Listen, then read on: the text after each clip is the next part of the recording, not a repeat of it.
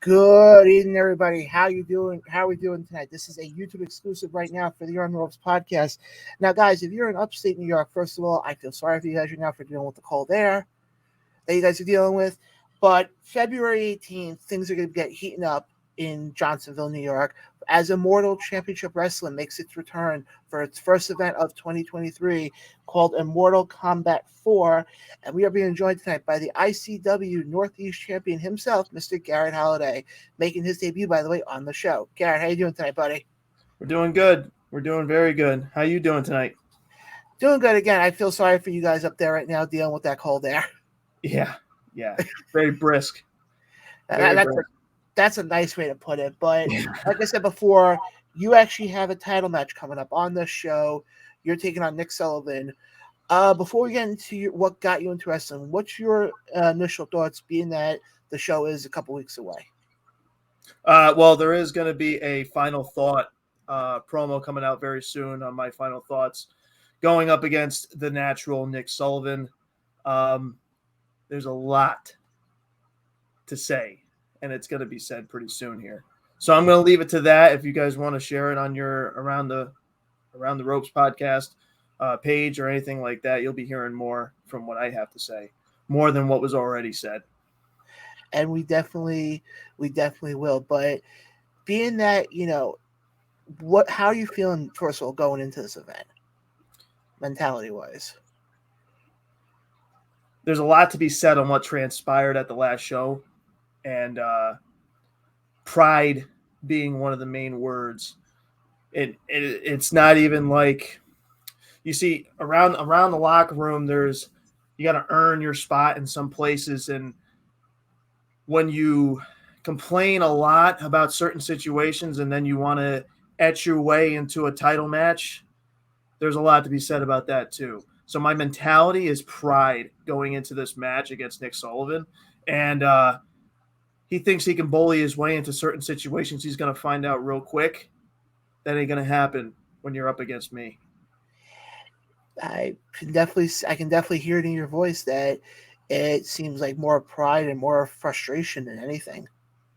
Yeah, well, when you get hit in the back, even in your entrance, just because you want to get an edge in a match, there's a lot of disrespect there. So, like I said, there's going to be a lot to say in my final thought before February 18th. Can't wait to see. And like I said, folks, when that comes out, you can also find out not only on Garett's Facebook page, but we will share it on our Facebook page as well once it does come out. But now let's kind of go back a little bit here. What was your first inkling that you wanted to get into wrestling? As funny as it sounds, and as cliche as it sounds, I was 5 years old when, my parents were flipping through the channels, and lo and behold, a man named Goldberg showed up on the screen, and that's pretty much when I thought, I dreamt of being a wrestler, and just not to be Goldberg, because nobody can really be him, but to be something of that, like I am now. I'm not saying that I'm the next big thing or anything like that, but I enjoy it, and it puts smiles on faces, and that's what really made me want to do it. Goldberg defeating people left and right, eventually his streak to end, but I like the idea of Goldberg. I just didn't want to be Goldberg. You know what I mean? That's actually interesting because a lot of other independent wrestlers who we've had on here, that's not a name you ever hear anybody mention. No, and some people don't even like Goldberg, and that's fine. That's I like Goldberg for his his intensity. His intensity was so like piercing. It wasn't even funny. And I would say he was one of my favorite wrestlers growing up. But when I actually started in the business, that changed. I still like him, and everybody has their opinions about him, like I said. But he was the reason why I started, and I have to give that respect per se. That may sound weird, but That's who really got me like wanting to do this. But, Now, growing up, were you more obviously, like I said before, you idolized Goldberg, but were you more WWE then or WCW growing up? it didn't matter. It didn't matter. I loved every bit of it. I loved every bit of it, and I enjoyed every match that was on the show. There were some stinkers, but that's the way that it is. I definitely, if I had to pick, I was leaning towards WWF at that time, just because they were putting up, better content, you know. Um, and who says they can't? They're not a Steve Austin fan. You know what I mean? I was a big Steve Austin fan back then too, and yeah, if I had to pick, it would be towards WWF at that time. So you must have really loved last year's WrestleMania when basically half the guys from that era were still performing. Yep. Yeah, that was actually really good feeling to see him do that. Not really for me, but for the fans in general, because a lot of people wanted to see that, and a lot of people were waiting for that to happen. It was a really good feeling to see that, though. Coming from 5-year-old, 6-year-old, 7-year-old, that going on and on. But I think with me, I think you look at that, and what I liked about it is the fact that it wasn't he comes in, does 30 seconds worth of moves, does 2 stunners, and goes right for the beer. Mm-hmm. It was actually a physical match. Yeah, that was more surprising more than anything. But I didn't think that if he was gonna do it, he wasn't gonna do it to destroy a Kevin Owens. You know what I mean? I don't think he was willing to do that to Kevin. I think he wanted to. If he was gonna do it, he was gonna do it all, and he did. Yeah, and that's what I like when you get guys like him who come back, or even like on the celebrity side of things, with guys like Logan Paul and Bad Bunny, who actually treat this crazy sport like an actual sport. Yeah. And don't sit there and like I've seen celebrities already who have come in, and I've seen guys who make returns who it's 30 seconds of work and here's your nice check of a couple $1,000,000. Yeah, I mean, like Goldberg was part of that, but Brock was a big part of that too. But he eventually, he did more matches. But to touch on Logan Paul and stuff like that, that guy actually went through the training, and he did what he needed to do in order to get in that ring. And a lot of people don't like him, and that's perfectly fine. Nobody likes the Pauls, but you want to know something? You're watching them, aren't you? That's what they're doing. Like, they're getting people talk about them. Yeah.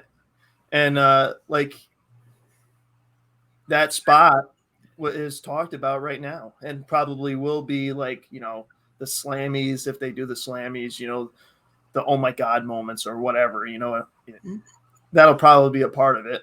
That moment is probably also going to be when they do like their year in review. Yep. That's going to be like, be like, oh, look, or not even that, the year in review, when they do like, top Royal Rumble moments. Yeah, probably. Yeah, that too. And like, who knows what's next for him either. There's a lot of rumblings that he might face John Cena. And to be honest, I'd watch it, and I guarantee it's I'm not gonna say guarantee. I'm gonna say it's probably gonna be a really, really good match, and a really good match for Logan Paul too, to learn off of. That's what people should really be doing off of John Cena at this point. What if he does do it, that is. Oh, I have a feeling he will. Being that also they've basically sold out SoFi Stadium, and as of this recording, they've really only announced 2 matches: Cody Rhodes and Roman Reigns, and Rhea Ripley and Charlotte, and that's pretty much it. Yeah, I agree. They'll probably start, doing stuff. I'm very interested to see now what they're going to do with Sammy. I don't necessarily think that he's going to win the title, obviously, for obvious reasons. Mm-hmm. But I would love to see what happens next with Sammy, because right now he's the guy that's making noise at this point. Like, and I'm not saying that Cody Rhodes isn't making noise either. Like that promo that he did on Monday Night Raw, that was storytelling at its best. I think that match with him and Roman, if it makes it to WrestleMania, I think that'll probably be one of the greatest matches in WrestleMania history, in my opinion. I completely agree. I just think it's also very interesting to look at the fact that with Cody and Roman, you also, and I know this will never get touched on, but you have two of the most well-known wrestling families. Yep. Going at it, and it's a wonder to see what's going to transpire with the family in itself. There's Jimmy and Jay, and Jay's doing something with the storyline. Who knows what's going to happen with that? I think it's just going to end up being a straight up match between Cody Rhodes and Roman Reigns. Mm-hmm. But I wish I wish there was a part of me wishes that Dustin was a part of it. Just to have that little moment. But I don't know how that's gonna work out. I mean, never say never. Mickie James showed up with the Impact title at Royal Rumble last year, so you never know. But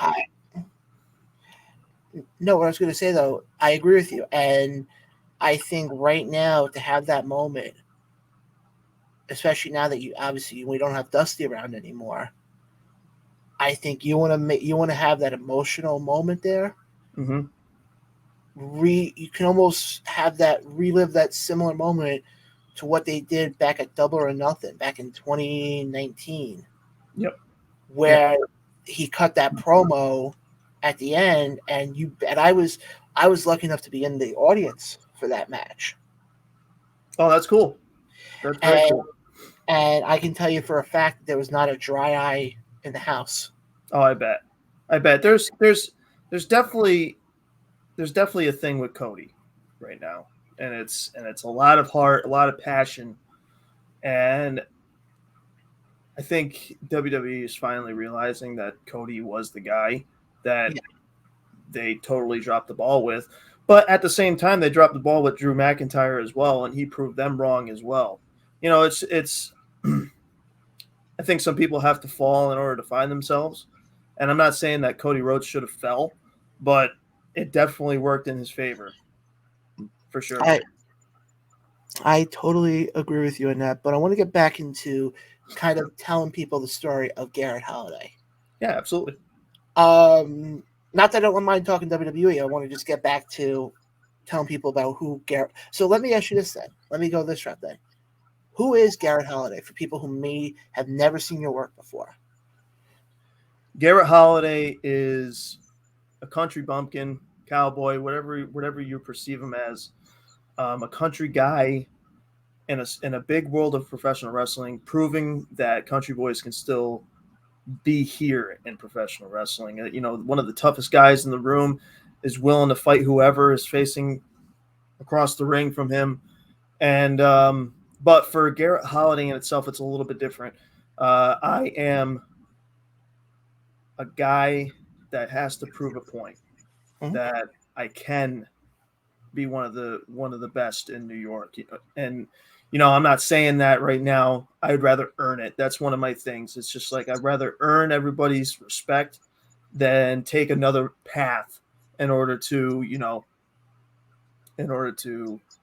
take it the easy way. I've always been one of those hard workers that did what he had to do. I did ring crews. I stayed up late nights and did whatever I had to do in order to be where I am today.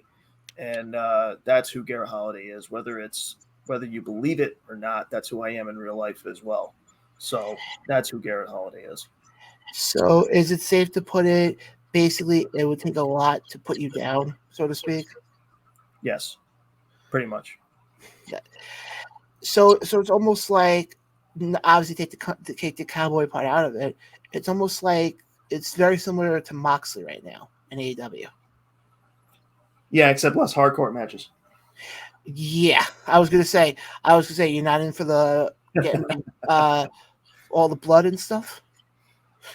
I haven't been in. I've been in bunkhouse brawl matches. I was in a bull rope match a few years back. Um, I'm not saying I'm against it, but it's not something that I look for. If the story's right, then absolutely, you know. Um, but yeah, that's I'd rather tell a story in a regular match than something different like that.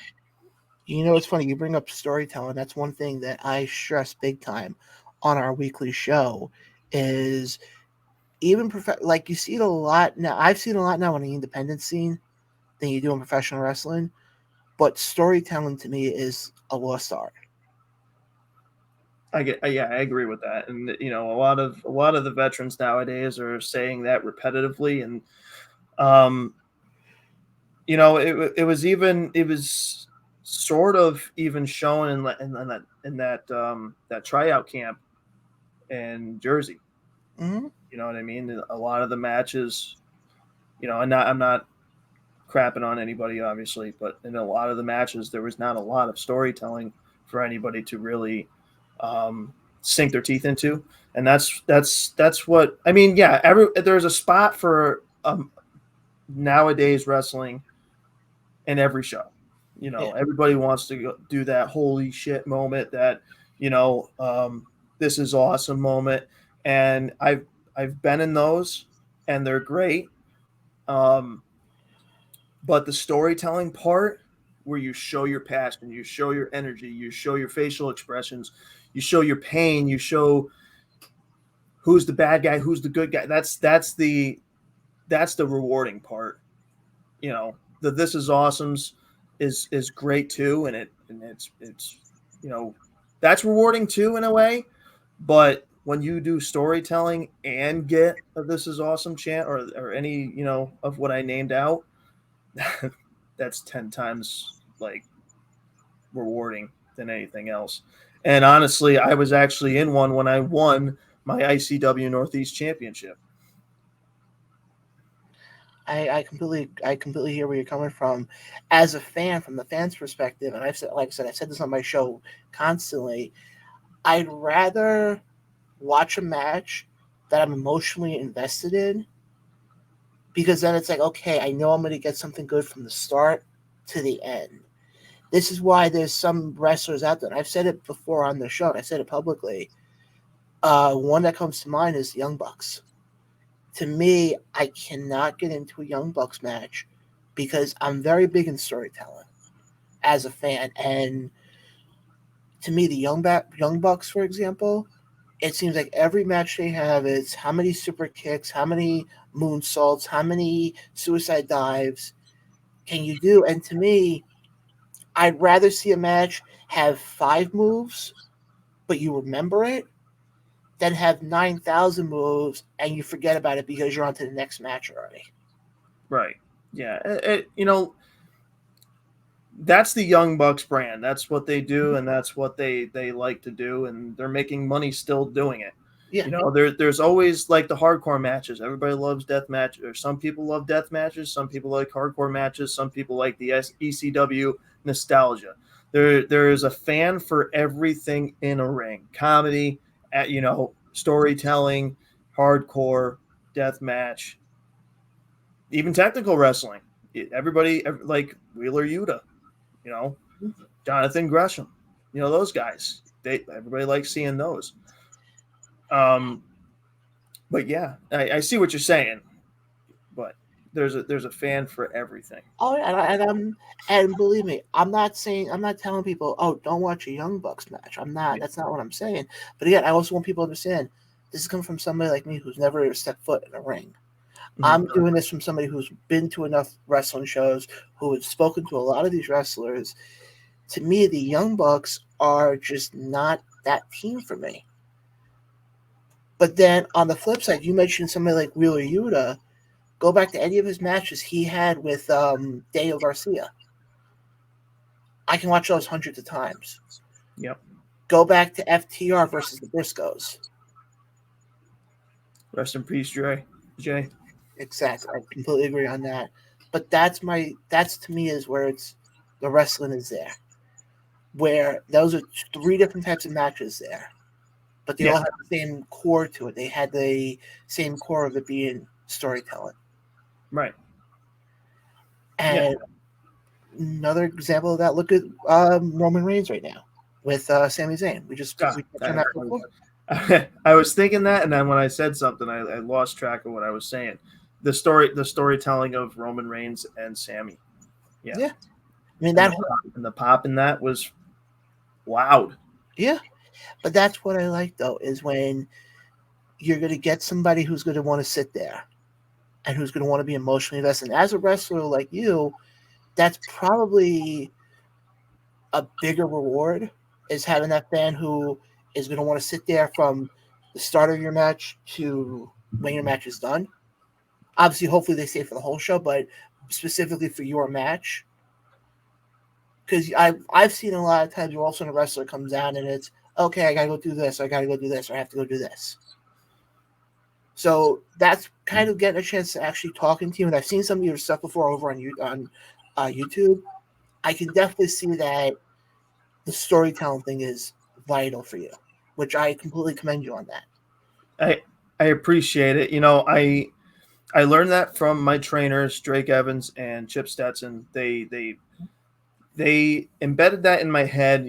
When you're young, you want to do every move to the moon, and I was at that at one point, and I would say probably 2017, I started to rethink that, because not only that, when I faced, for example, when I faced Dirty Dango, Fandango, to WWE fans, when I faced him, the one thing he said was he wanted to save certain opportunities for something else, and I respected that, because obviously Dirty Dango's Dirty Dango, and he needs to do other things in order to keep pursuing what he wants to do, and that really set the tone for me as well. And even after 2017 and thinking that way all the way up until now, it really set in after he said, what he said to me. And now I think of everything at a totally different pace, Actually, when for example, at NFW last year at some point, and I'm not knocking the wrestlers there, they're all great and they're all, athletes and everything. I was in a I think it was like a 5 or 6 man scramble, and besides one or two guys, I was one of the biggest guys there. And in a scramble, obviously it's going to be, dive, move, high spot, move, this, that, and the other thing. And I'm like, okay. It's one of those things. But when you could put storytelling in a 5-man scramble, that's rewarding as well. And I'm telling you right now, there was a lot of storytelling just in that match. And a lot of guys stood out, but I got praised a lot that night for being for slowing the pace and making my moves mean something. And my moves ain't even remotely close to the athleticism of some of them kids in there. Like, holy crap. Like, all I did was a Claymore kick and a brain buster and a spine buster, and I made that mean something, and that's rewarding to me, because it's just one of those things where I don't need to do, a 450 or, any of the other stuff out there. And I don't even do a super kick, I don't need any of that. All I need is my lariat and my boot and my spine buster. But, it's funny. I mean, people laugh. You take somebody like John Cena, for example. Yeah. People laugh at him and they say, oh, he buries the younger talent. But here's the funny thing, though. And I know they always make the comment of He had the five moves of doom back in the day. But you remember those matches though. Yep. For the storytelling. Go back to a lot of Triple H's matches. Yep. Storytelling. Yep. Undertaker, same thing. And that to me is when I will sit there and I will not move. I will not change the channel for stuff like that. Yeah. But to me, it's like that to me is almost like going to a movie and watching a small feature film. Exactly. Yep. And it may only be 12 minutes or like 12, 15 minutes, however long the match goes. But it's something that I will walk away and I'll go, you know what? I'm never going to forget that match. Right. Right. I think a lot of what I think about now and before Dirty Dango like cemented that, you watch like the Broken Skull sessions with Stone Cold Steve Austin and The Undertaker.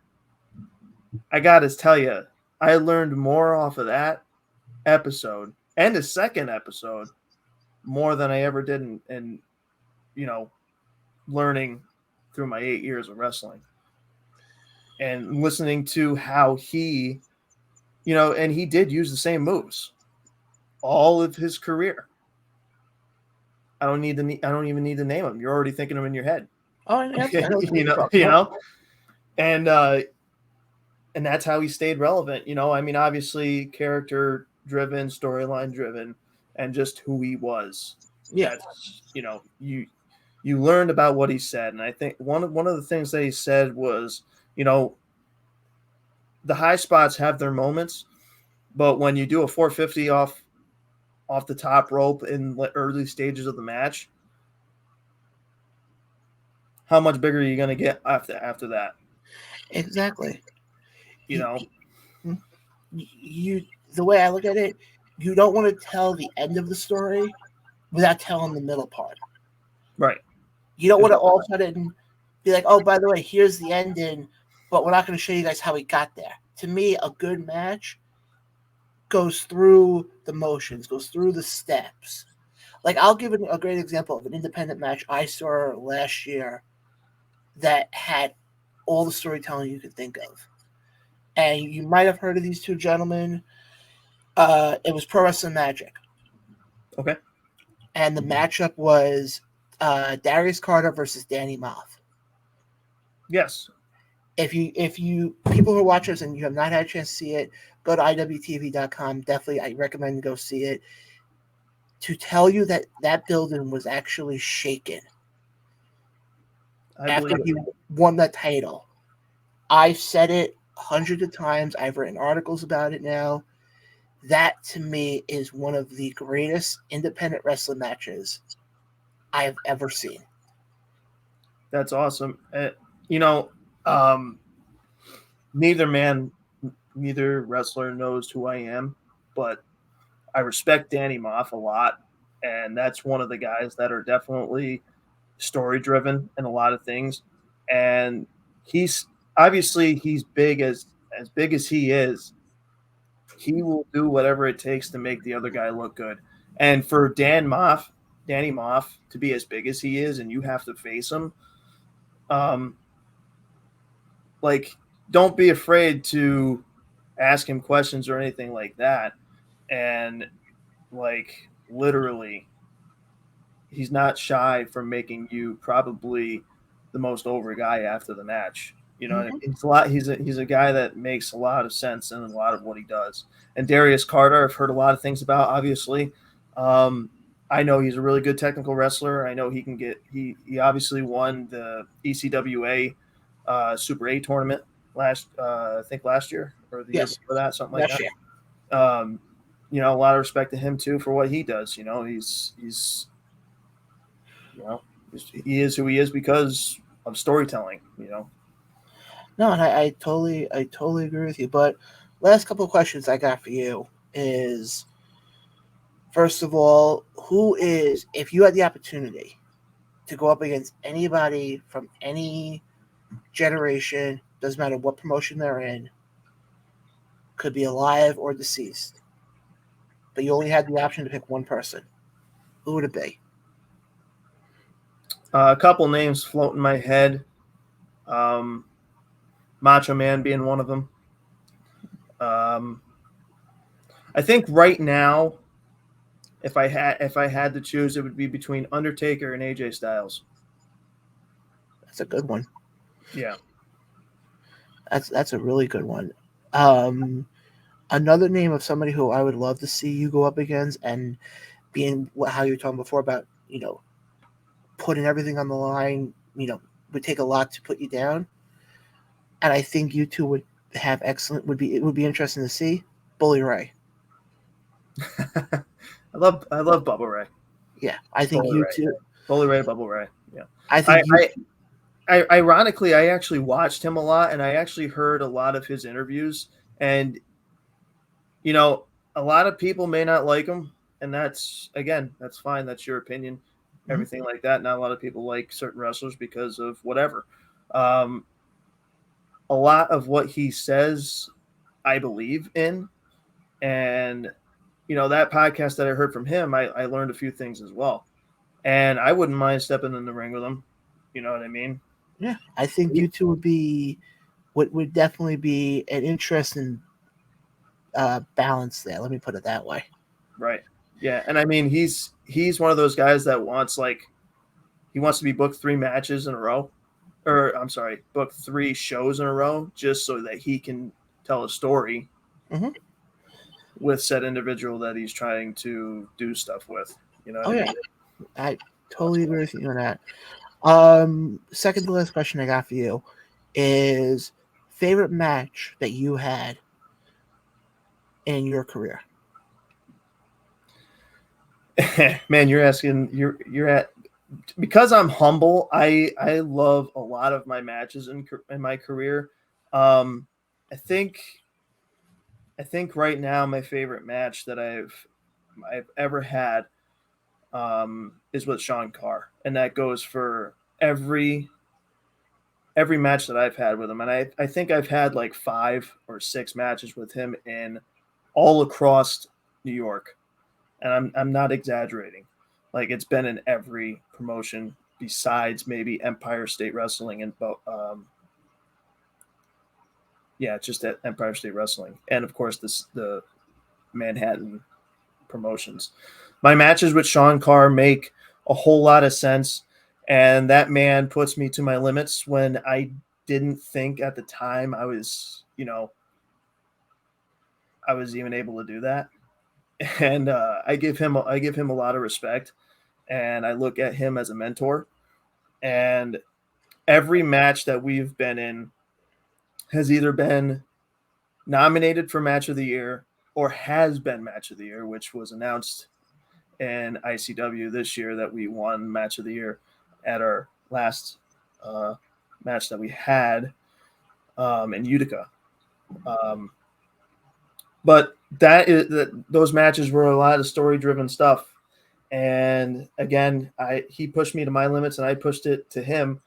And every time we've had the crowd just explode towards the end. It didn't even matter what the outcome was. So in my opinion, all the matches that I've had with Sean Carr, literally, those are it. And like an honorary, if I can do this, an honorary match that I've had plenty of times is with Mike Skyros, Moonlight Sun. That guy's another one that puts me to my limits, and every match that we've had has been story driven, and he's another one of those guys that you're probably going to see a lot more often because of how good he is. And no matter what the outcome is, it's another one of those things where the fans, it's almost like you're watching a New Japan match between me and Skyros. It's all quiet, but they're really paying attention to what we're doing. And at the end of it, that's where we get the applause. And as weird as it sounds, I've had many, many matches that have had different outcomes with different reactions. But between Sean Carr and Mike Skyros, those were my biggest reactions out of everything. And final question I have, other than your match on February 18th, taking off the wrestler hat and putting on the fan hat for a second. Okay. Is there one match in particular that you're looking forward to, not your match included on that card? I mean, this card is very, very stacked, as you can see, obviously. There's a lot of different faces going on as well. And what do you let me ask you, what are you looking forward so far before I choose? Because I have one in my head. Honestly, being that it's going to be my first one as a fan, and I've seen some of the stuff over on YouTube already about it, but I feel like watching it on YouTube is different from being in the stands. Yep. Honestly, I'm looking forward to the tag title, the tag team match. Oh, with Ben Hameen and Blaze Haram Yes. versus the Power Supply Syracuse kids. And for that reason, I've had an opportunity to see Blaze already in action down at Titan Championship Wrestling. Right. And I've spoken to Ben actually on the show. He was actually a exclusive interview we did several months ago. And to actually get a chance to see both of them together, when I saw how much heat Blaze got, I can only imagine the reaction when both of them come out. So that, honestly, to me, I'm looking forward to seeing all the matches. I'm looking forward to seeing all. Obviously, I'm looking forward to seeing your match, but I'm looking forward to seeing all of them just because I'm a fan of independent wrestling, and in my 6-7 months of going to all these shows that I go to, it's honestly been some of the best matches I've seen. That's awesome. But what about you? I would say right now my eyes are on Bill Collier and Spencer Slade, the main event for the heavyweight title. Both big guys, and it's gonna be a really good match. Another one I would say keep your eyes on is Mike Skyros versus what's that kid's name? Slade? Yes. Yeah, the taxi guy, the one that does all that face paint stuff. Yeah. I would keep my eyes on that. I mean, that the Slade kid won Breakout Superstar of the Year or something like that, and Mike Skyros is obviously Superstar of the Year. I think if anything, Mike Skyros is going to help Slade when he faces him to show him his potential that he has. But I would also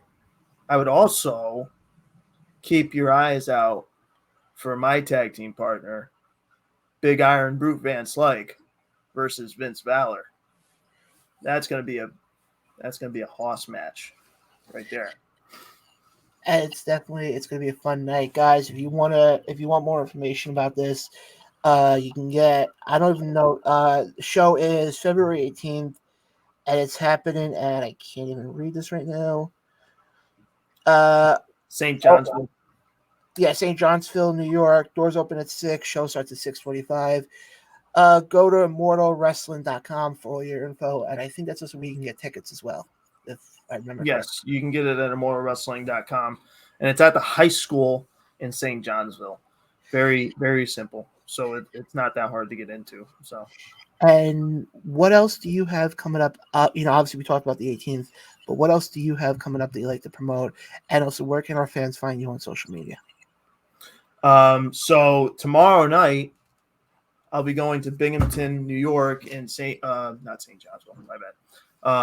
It's going to be at the Johnson City Oakdale Mall, and I'm going toe to toe with an ECW guy, HC Loke. So that's at Excite Wrestling at the Oakdale Mall. After that, February 18th, there is Excite Wrestling with March 3rd and 4th. It's a double show. Oh, wow. And Bobby Fish is on those shows. Oof. Yeah. Don't know what I'm doing on those. Facebook, obviously, you can find me at Garett Holiday. Twitter is the same thing. It's Garett Holiday at Garett Holiday. and Instagram, it's literally Garett Holiday. So I think on Twitter it's at Holiday Garett, and on Instagram it's Garett Holiday. So Garett, definitely, guys, thank you for watching us tonight. Definitely check out Garett Holiday. He's one of the up and comer guys in the in New York. And I give it a couple years before this guy is making a big name for himself. But appreciate it.